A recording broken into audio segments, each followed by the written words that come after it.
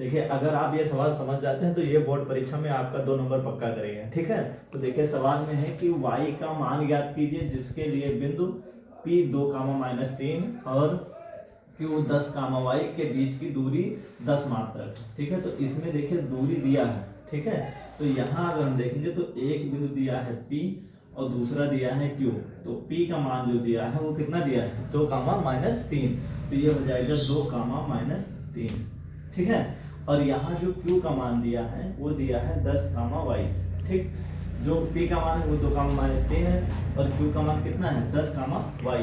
और कह रहे हैं इनके बीच की जो दूरी है वो कितना है 10 मात्रक है, ठीक है। तो यहाँ पर दूरी का सूत्र लगेगा। तो ये जो लिखा हुआ है ये हुआ है x1। तो x1 का मान दिया है 2 और ये है y1। तो y1 का मान दिया है कितना -3, ठीक है। और ये दिया है x2। तो x2 का मान दिया है 10 और इधर वाला जो है ये y2 का मान दिया है। तो y2 का मान कितना है y, ठीक है। अब यहाँ पर क्या लगेगा, दो बिंदुओं के बीच की दूरी का फार्मूला लगेगा। तो दो बिंदुओं के बीच की दूरी का फार्मूला होता है दो बिंदुओं के बीच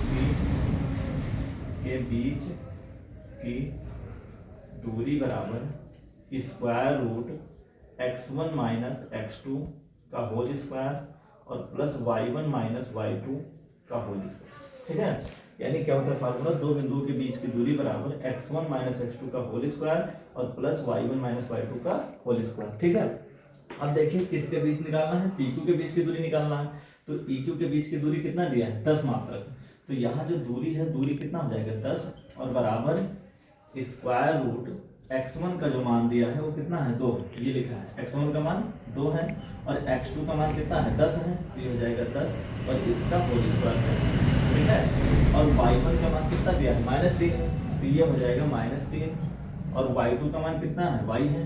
तो ये हो जाएगा y और इसका क्या हो जाएगा होल स्क्वायर, ठीक है।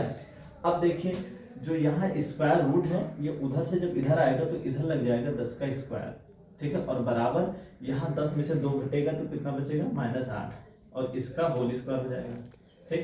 और प्लस यहाँ कितना हो जाएगा -3 - y, ठीक। तो ये -3 है, यहाँ हम माइनस कॉमन लेंगे तो -3 ये प्लस y इसका पूरे का होल स्क्वायर हो जाएगा, ठीक है। तो ये 10 का स्क्वायर 100 होता है और बराबर 8 का स्क्वायर कितना हो जाएगा 64 हो जाएगा, ये 64 हो जाएगा और ये प्लस हो जाएगा 3 + y का होल स्क्वायर हो जाएगा, ठीक है। अब 64 इधर प्लस है, इधर आएगा तो क्या होगा माइनस हो जाएगा। तो 100 माइनस कितना हो जाएगा 64 और बराबर कितना है 3 + y का होल स्क्वायर, ठीक। ये तो है। अब 100 में से 64 क्या होगा घट जाएगा। तो 100 में से जब 64 घटेगा तो बचेगा कितना 36 बच जाएगा और बराबर यहाँ कितना है 3 + y है और इसका होल स्क्वायर। अब इधर होल स्क्वायर है, ठीक है। तो इसको हम लिख सकते हैं 3 + y का होल स्क्वायर और बराबर 36, ठीक। अब इधर स्क्वायर हटेगा तो जब स्क्वायर हटेगा तो उधर रूट लगेगा 3 + y का होल स्क्वायर इधर से हट जाएगा तो इधर हो जाएगा 36 और 36 का वर्गमूल होता है 6, यानी 3 + y बराबर कितना हो जाएगा 6 हो जाएगा, ठीक है। अब इसको हम इधर लिख देते हैं, देखिए ये हो गया 3 + y बराबर 6 और 3 इधर प्लस है और उधर जाएगा तो माइनस हो जाएगा। तो y बराबर हो जाएगा 6 - 3 और 6 में से 3 गया कितना बचा 3, तो ये हो जाएगा 3। तो y का मान कितना आ गया 3, तो y का मान हो जाएगा 3, यही आंसर हो जाएगा, ठीक।